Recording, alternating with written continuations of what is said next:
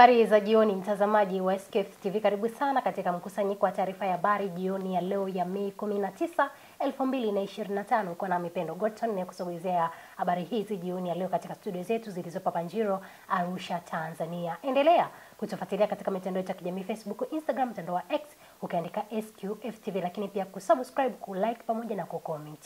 Jeshi la polisi mkoa wa Morogoro linawashikilia watu wawili kwa tuhuma za kukutwa na nyaraka za serikali katika kata ya Mkuyuni, wilaya ya Morogoro. Akizungumza na waandishi wa habari leo Mei 19, 2025, kamanda wa polisi mkoa wa Morogoro SACP Alex Mkama amesema tukio hilo limetokea Mei 18, 2025 ambapo watuhumiwa hao walikamatwa wakiwa na vipande 6 vya meno ya tembo mali ya serikali, ambapo walikuwa wakitafuta soko kwa ajili ya kuviuza na kujipatia kipato.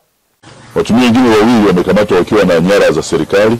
Hili tukio limetokea Mei 18 mwaka huu huko katika eneo la Nzawa, kata ya Mkuyuni, wilaya ya Morogoro. Waliokamatwa ni Seni Waziri Fraisha, huyu ana umri wa miaka 37, mkazi wa Mvua, Morogoro, na Abdalla Salum Mkulameo, huyu ana umri wa miaka 42, mkulima, mkazi wa Kilosa, mkoani Morogoro. Hao wamekamatwa wakiwa na vipande 6 vya meno ya tembo, wakiwa wanatafuta soko la kuuza ili kujipatia kipato ambacho ni haramu.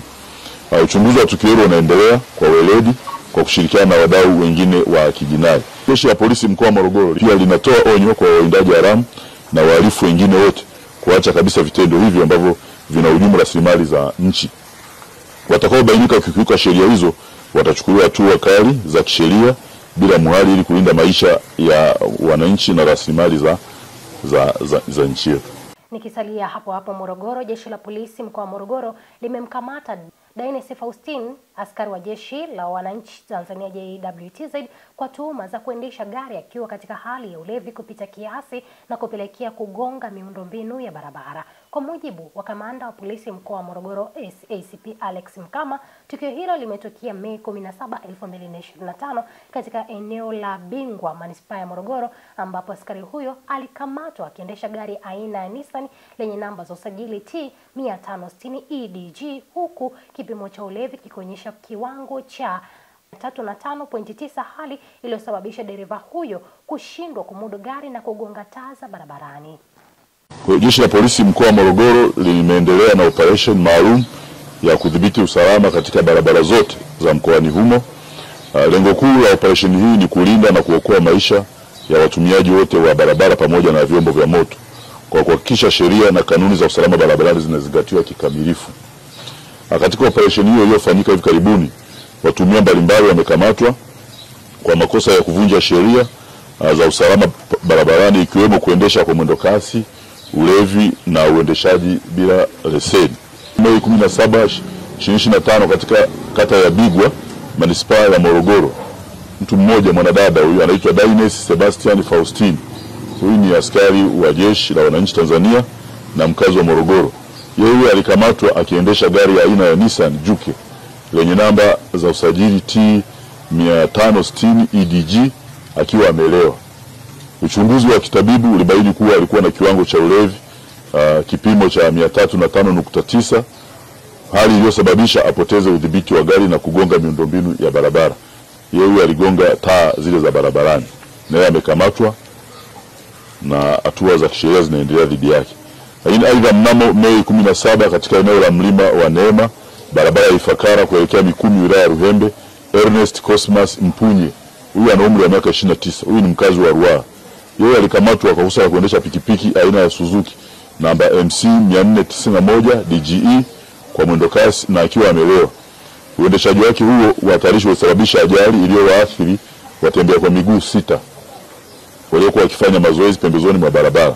Huyo amewagonga na kuwasababisha majeraha makubwa tu watu 6 ambao wamelazwa hospitali ya jeshi hapo Mzinga. Upelelezi wa matukio haya unaendelea kwa kushirikiana na wadau wengine wa mfumo wa kijinai ili kuhakikisha haki inatendeka. Mnamo tarehe 18 mwezi huu wa 5, 2025 katika wilaya ya Morogoro, dereva aitwaye Bakari Idi Omari mwenye umri wa miaka 47, mkazi wa Kondoa mkoani Dodoma, alikamatwa akiwa anaendesha basi lenye namba za usajili T 973 DWW, ni mali ya kampuni ya Machame Investment kutoka Dar es Salaam kuelekea Dodoma bila kuwa na leseni yoyote. Uchunguzi umebaini kuwa dereva huyu aliwahi kukamatwa na alikuwa tayari amekatazwa kuendesha magari tangu Mei 5, 2025 kutokana na mwenendo wake wa kuendesha magari kwa mwendo hatarishi. Hata hivyo, aliendelea kukaidi katazo hilo na kuendelea kuendesha gari kwa kificho. Sasa amekamatwa jana na atachukuliwa hatua za kisheria. Kimsingi huyu alishafungiwa kutokana na mwenendo wake usiokuwa mzuri, lakini bado ameendelea kukaidi, kwa hiyo tumemkamata kwa ajili hiyo. Jeshi la polisi mkoa wa Morogoro linatoa onyo kali kwa madereva na watumiaji wote wa barabara. Linawataka kuzingatia sheria za usalama barabarani. Wakulima wa mazao ya biashara wilaya ya Rorya mkoa wa Mara wameupongeza uongozi wa halmashauri hiyo baada ya kuzinduliwa kwa mpango wa kuboresha shughuli za kilimo na kuzifanya kuwa za kibiashara. Tumekubaliana katika kufanya utafiti kwanza wa mazao ambayo yanastahimili hali ya kwetu Rorya, ambapo halmashauri itatoa wataalamu na mwekezaji atatoa usaidizi wa pesa. Taasisi ya Nyihita kupitia mkurugenzi wake Nyihita Wilfred Nyihita kwa kushirikiana na halmashauri ya wilaya ya Rorya ilifanya utafiti kwenye kilimo cha mazao ya biashara katika wilaya ya Rorya na kubaini changamoto mbalimbali. Tafiti hiyo imepelekea taasisi ya Nyihita kwa kushirikiana na ofisi ya mkurugenzi halmashauri ya wilaya kuandaa mpango kazi ambao unatumika kuhamasisha wananchi kuona fursa iliyopo kwenye kilimo cha mazao ya kibiashara. Na katika kulima kilimo cha mazoea hatukujua udongo huu unastawisha nini. Lakini leo kutokana na kuwa na vipimo vya utambuzi wa aina za udongo tulizonazo na nutrients zilizomo na ni za organic tunaweza kukubali pale, sasa imeenda kuleta tija na mabadiliko chanya kwenye kilimo cha mazao biashara. Baadhi ya wakulima na wadau wa kilimo wakauona mpango huu kama mkombozi katika halmashauri ya wilaya ya Rorya, na hii ni kutokana na halmashauri hiyo kutokuwa na zao la biashara. Hili nalifurahia sana na nimelipokea na katika kata yangu naenda kuandaa kina mama kwa sababu tulikuwa tunatafuta zao la biashara. Hivi Nyihita imekuwa ni urahisishaji wa kuweza kuwafikia hizo mbegu au pembejeo kuwafikia wakulima. Ni jukumu letu sasa kutoa elimu ya namna ambavyo wananchi wetu baada ya kulima wataweza kupata masoko ya uhakika kwa ajili ya biashara zao. Kwa upimaji wa udongo utamsaidia mkulima kuwa na uhakika alime zao gani, uchaguzi wa mazao kati ya matatu. Wakazi wa mkoa wa Lindi wamehimizwa kutumia fursa ya siku 6 za kupata huduma za kitibabu za kibingwa kutoka kwa jopo la madaktari 49 wa Daktari Samia walioanza ziara ya wiki moja ya matibabu kwenye mkoa huo. Mheshimiwa Rais anatupenda sana wananchi wake, anawapenda wananchi wa mkoa wa Lindi na amehakikisha wakati wote analeta huduma hii ya kibingwa na bobezi. Ni wajibu wa wananchi wa mkoa wa Lindi kuhakikisha kila mwenye changamoto anafika kwenye vituo vyetu vilivyotajwa, hospitali za wilaya na vituo vingine vilivyoainishwa katika muda uliopangwa. Muda wetu ni mfupi, hakikisha unakwenda mapema badala ya kusubiri wakati ya siku ya mwisho ndio unakwenda. Unaweza kukuta madaktari hao wamemaliza muda wao au hata wamefika mwisho na wanakaribia kuondoka, hivyo unaweza ukarudi ukasema kwamba nimekuta madaktari lakini hawajahudumia, kumbe wewe mwenyewe ndio umechelewa kwenda. Kwa hiyo tutumie fursa hii vizuri kuhakikisha tunapata huduma, na iwapo kuna changamoto yoyote wasisite kufika kwenye vituo vya kutolea huduma. Watakutana na wenyeji pia ambao watasaidiana na wataalamu wao katika kutatua changamoto husika. Tunao wataalamu wa kibingwa wa maeneo kama 7 ikiwemo mabingwa wa eneo la upasuaji wa jumla, lakini pia eneo la mfumo wa mkojo, lakini tunao madaktari bingwa wa magonjwa ya ndani, tunao madaktari bingwa wa magonjwa ya watoto, tunao madaktari bingwa wa magonjwa ya kina mama na uzazi, lakini pia tunao madaktari bingwa wa meno, pia tunao madaktari bingwa wa usingizi na ganzi, lakini pia na madaktari bingwa wa eneo la pua, koo pamoja na masikio, lakini pia tunao nurse specialist ambao wataungana na madaktari katika kutoa huduma za kiuguzi. Waziri Mkuu Kassim Majaliwa amemwagiza mkuu wa mkoa wa Mwanza Saidi Mtanda kuwathibitisha watumishi wenye tabia ya wizi katika hospitali ya wilaya ya Sengerema kufuatia kubainika kwa wizi wa vifaa tiba unaofanywa na baadhi ya watumishi wa hospitali hiyo. Waziri Mkuu ameonyesha kuchukizwa na tabia hiyo na ametaka hatua kali zichukuliwe, huku akisisitiza kuwa uchunguzi uendelee kufanyika ili kuwabaini na kuwachukulia hatua watumishi wote waliohusika. Serikali inaleta vifaa ili kusheleza watumishi wa serikali, lakini hapa kuna wizi wa vifaa. Mwezi wa 4 hapa umeibiwa mpaka X-ray.